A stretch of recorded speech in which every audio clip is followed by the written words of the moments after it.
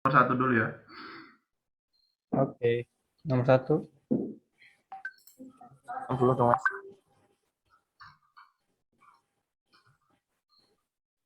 Nomor satu.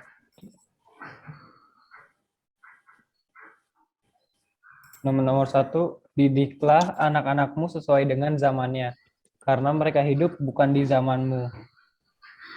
Nah, bagaimana menurut masnya? Maksudnya? Menurut saya ini ya, didiklah anak-anakmu sesuai dengan zamannya karena mereka hidup bukan di zamanmu. Mm-mm. Maksudnya gini mungkin, zaman itu berubah ya. Nah, zaman orang tua dengan anaknya itu pasti berbeda gitu. Saya zaman zaman kita dengan zaman orang tua kita kan berbeda ya. Nah, jadi ketika kita mengajarkan anak itu kita harus berpikir ke masa depan gitu. Bagaimana kira-kira zaman yang akan dihidupi oleh anak ini. Kalau menurut saya mungkin begitu ya. Eh, saya setuju sih Mas, tapi kalau menurut saya banyak orang tua yang sekarang itu kayak menyamakan zaman sekarang itu dengan zamannya gitu, kayak zaman ini nggak beda jauh kok sama zaman mama atau zaman ini, jadi kayak sama aja gitu, kayak nggak beda jauh. Nah, itu yang jadi masalah ya. Maksudnya di zaman sekarang dengan zaman yang akan datang aja sudah akan berbeda. Apalagi kalau kita samakan dengan zaman eh, 20 atau 30 tahun yang lalu gitu, yang sudah lewat gitu kan. Ya, mungkin ada tambahan Mas. Mungkin kalau eh, orang tua seperti itu atau orang yang sudah lebih dulu melakukan itu, dia mungkin ada rasa kekhawatiran dalam dirinya. Jadi nggak mau anaknya ngelakuin sama seperti apa yang dia buat. Dia pengen anaknya lebih lebih dari yang dia buat. Jadi terkadang orang tua tuh ngerasa apa ya? Kayak ada rasa kekhawatiran adik. Jadi dia kayak mendidik. Dulu mama begini, dulu bapak begini. Kamu jangan sampai begini. Jadi mungkin itu maksud mereka, cuma beda cara penyampaian gitu yang kita tangkap ya. Ya, tepat sekali seperti yang dibicarakan sama Mas Ori. Itu semua gantung kembali sama pola pikirnya orang tua sih Mas. Jadi pola pikir orang tua itu harus berbeda sih. Untuk gimana sih apa yang akan dihadapi sama anak-anaknya, eh, kehidupan dan perjalanan mereka itu kayak gimana, dan orang tua itu harus bisa menerka yang akan terjadi ke depannya dan mengarahkan bagaimana baiknya anaknya itu. Kalau menurut saya sih ya mungkin yang dikatakan Ali bin Abi Thalib ini benar juga ya. Soalnya kan mungkin yang dimaksud Ali bin Abi Thalib ini mungkin lebih ke biarkan anak itu melihat dunia yang sekarang ini lebih luas gitu dan mereka bisa lebih mempelajarinya secara mandiri mungkin seperti itu. Itu aja sih dari saya. Iya bener Mas. Terkadang juga anak kalau misalnya di apa bahasanya dikekang Ya, itu malah lebih tidak lebih apa ya lebih nggak bebas aja dia untuk mengeksplor dirinya. Padahal dia mau nih, dia ada kemampuan atau kayak hmm, semacam bakat dalam dirinya, cuma diarahin sama orang tuanya bukan ke arah sana atau dia harus ikut apa kata orang tuanya. Jadi dia kayak gimana ya, ada kayak semacam hambatan untuk mengapai itu semua sih menurut saya kalau misalnya orang tua terlalu mengekang itu. Cuma orang tua juga nggak apa ya, nggak nggak harus serta melepas anaknya bebas itu aja, harus dalam pengawasan dia juga, harus apa ya, nggak boleh keluar dari batas wajarnya dia lah, harus ada yang mengawasi. Ya, tetap lepasnya dalam step by step gitu ya Mas, tidak langsung brek gitu, langsung perlahan-perlahan Ya, gitu.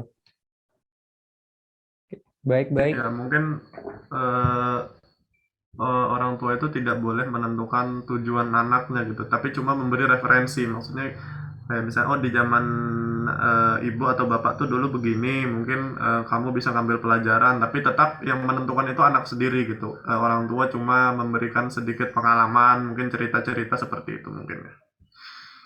Tapi Mas, bagaimana dengan kan kebanyakan ya ada anak zaman sekarang nih. Contohnya kita udah mau lulus SMA nih ya. Terus kita ingin masuk di universitas ini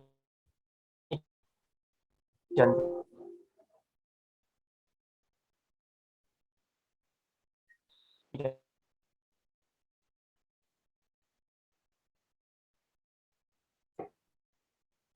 patah-patah Mas.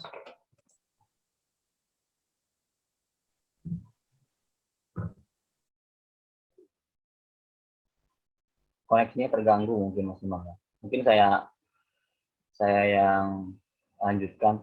Mungkin maksud Mas Imam seperti kita kan dulu sama-sama pernah SMA, pernah sama-sama ngerasain kelas 3 gitu kelulusan. Mungkin dari kita di sini pernah juga ngerasa kayak bingung mau kemana karena tuntutan orang tua kita harus masuk ke universitas mana, jurusan mana, tapi kita nggak mau ke sana, tapi kita arahnya bukan ke sana. Mungkin seperti itu maksudnya Mas Iman. Jadi seperti apa yang harus kita lakukan gitu tindakan selanjutnya untuk kompromi sama orang tua kita gitu. Kalau menurut saya sih ya lebih utamakan komunikasi ya sama orang tua ya. Terus penyampaiannya juga dengan cara yang baik-baik juga gitu. Iya, betul. Jujur orang tua saya juga seperti itu. Awalnya saya itu disuruh di IPB, tapi karena saya komunikasinya dengan secara perlahan tapi konsisten, alhamdulillah orang tua saya bisa lulus dan saya dapat berkuliah di Malang ini.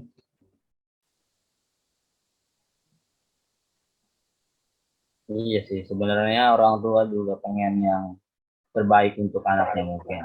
Cuma kan yang tahu diri kita ya kita sendiri.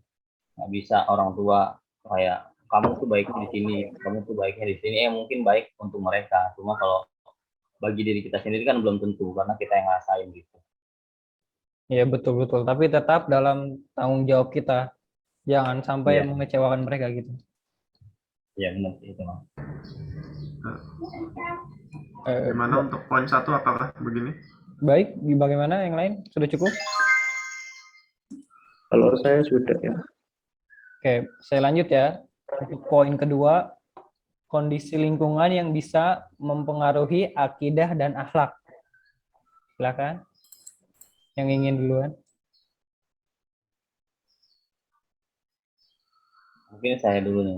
Uh, Kondisi lingkungan yang bisa mempengaruhi akidah dan akhlak. Ini sangat relate sekali dengan apa yang saya rasakan, sangat relate sekali dengan apa yang saya apa yang saya jalani dari mulai diri saya, mulai teman-teman saya melihat banyak contoh dari sana. Karena memang lingkungan sangat amat mempengaruhi akhlak dan akidah. Mungkin tingkah laku kita juga bisa dipengaruhi oleh akhlak.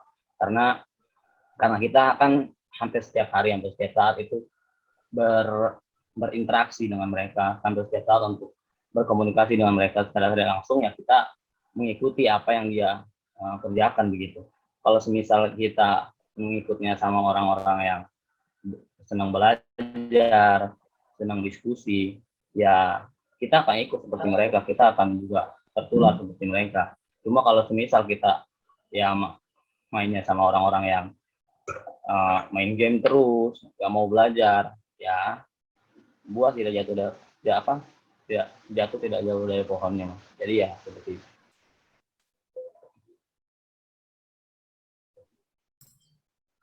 Iya, kalau menurut saya akidah dan akhlak itu pertama-tama pasti dari lingkup keluarga dahulu.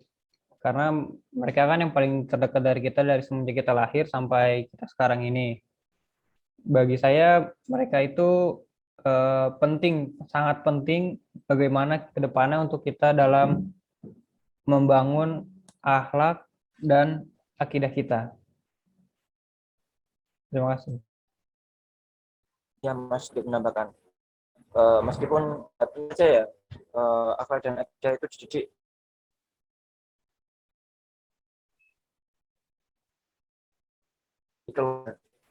tapi setelah itu kita pasti akan keluar rumah Mas tentunya. Dan di luar kita akan menghadapi banyak sekali hal yang tidak sesuai bahkan sudah menyesaran.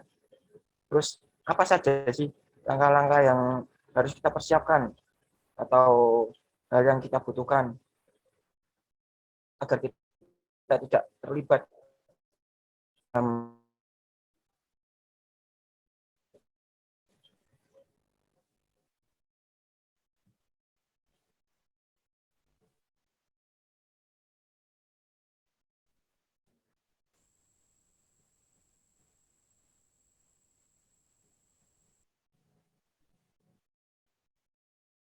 Bagaimana ada lagi? Aduh, 15. Oke, mungkin saya mau izin menjawab ya. Mungkin yang dimaksud sama Mas Imam tadi, bagaimana persiapan dari dalam diri kita untuk mengatasi akidah dan mengatasi lingkup pergaulan yang mungkin bisa dibilang dapat mempengaruhi kehidupan kita ya. Kalau menurut saya sih em, niat dari dalam diri sendiri ya untuk berada di lingkungan tersebut. Contohnya kayak kita berada di lingkungan yang apa ya, mungkin niat dalam diri kita sendirilah untuk mendapat pelajaran dari lingkungan tersebut gitu aja sih. Iya, itu bagus sih sebenarnya kita harus mengambil pelajaran dari lingkungan kita. Gini ya, saya punya pengalaman juga ada di lingkungan, punya teman yang ada di kedua jenis lingkungan gitu, lingkungan yang baik dan lingkungan yang buruk gitu. Jadi ada teman yang memang taat, yang rajin, tapi ada juga teman saya yang ya kayak gitulah, yang nggak jelas apa warawiri gitu aja. Nah, ambil yang rajin itu begini, ambil pelajaran juga. Dan termasuk dari teman saya yang berada di lingkungan yang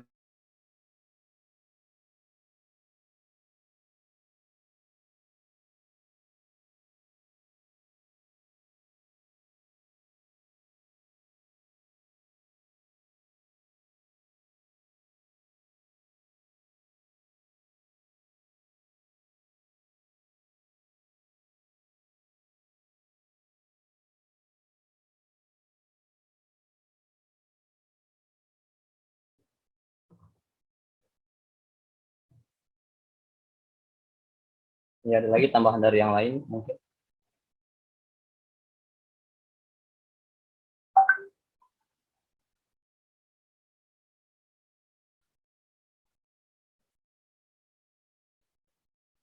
Menurut saya sih cukup sih Mas untuk masalah membangun akhlak di lingkungan itu, akhlak dan akidah.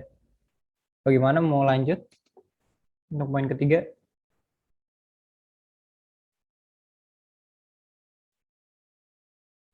Aja, Mas. Terdengar suara saya? Jaringan saya kurang ini soalnya. Terdengar, terdengar. Baik, baik. Dilanjut aja nggak apa-apa. Oke, saya lanjut ya. Ketiga, sekarang zamannya teknologi. Sedangkan Ali bin Abi Thalib menyuruh untuk mendidik anak sebagai zamannya. Tentunya ada banyak sekali aspek negatif yang ada dibandingkan zaman sebelumnya. Bagaimanakah cara untuk mengatasinya? Oke. Nah, kan yang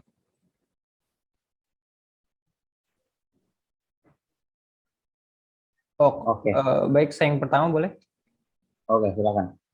Kalau menurut saya balik lagi ke yang tadi, semuanya itu diawali dengan lingkup dari keluarga. Bagaimana kedua orang tua kita mendidik kita, cara kita untuk memilah mana yang baik, mana yang buruk.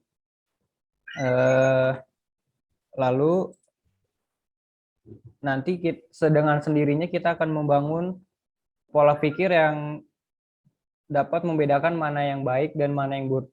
Sekian dari saya.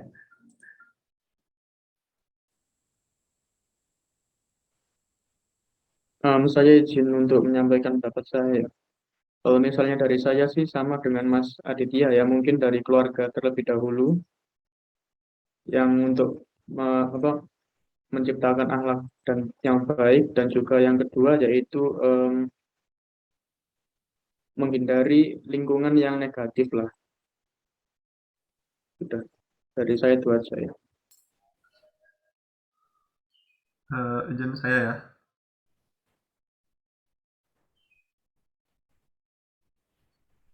Halo, suara saya kedengaran kah? Iya Mas, terdengar. Oh ya. Eh, ini berkaitan dengan teknologi ya. Nah, bagaimana cara kita mengatasi dampak negatif dari teknologi? Yang pertama kita harus sadar kalau menurut saya kalau semua hal itu pasti punya negatif dan positif. Tidak ada hal yang benar-benar positif dan tidak ada hal juga yang benar-benar negatif. Ada takarannya begitu. Nah, bagaimana cara kita menggunakannya sebaik mungkin itu ya pertama kita harus kenal dulu bagaimana teknologi yang baik, bagaimana teknologi yang buruk. Dan kita juga harus bisa berpikir kritis, memilah-milah pengetahuan dan informasi yang bisa kita dapatkan. Mungkin itu aja.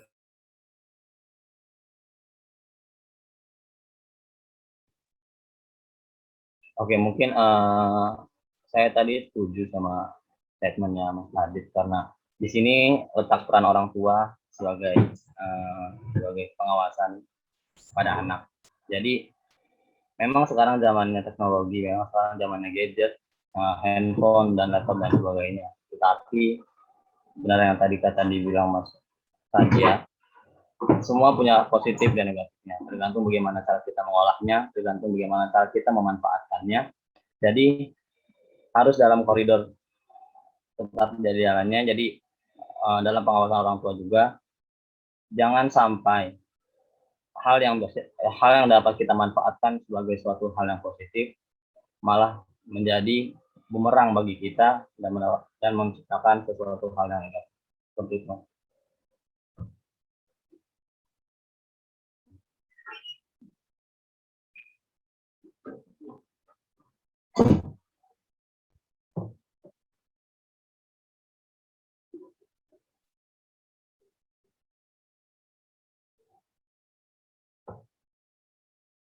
Ada lagi yang mau ditambahkan mungkin?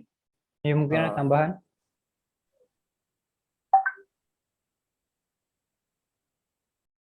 Dari saya cukup, Mas.